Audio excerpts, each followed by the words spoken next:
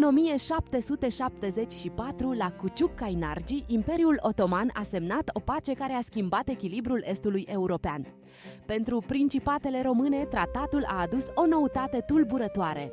Rusia primea dreptul de protecție asupra creștinilor ortodoxi. În spatele formulărilor diplomatice, poarta pierdea treptat controlul direct, iar domnii fanarioți simțeau că vechea ordine slăbește. De acum înainte, Bucureștiul și Iașul intrau într-o zonă gri, unde presiunea rusă creștea, iar autonomia devenea o miză reală.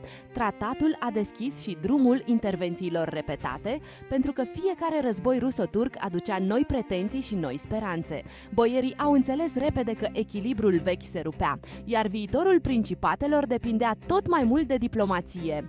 Așa începe lunga luptă pentru autonomie, care va trece prin reforme, revoluții și, în cele din urmă, prin statul modern român.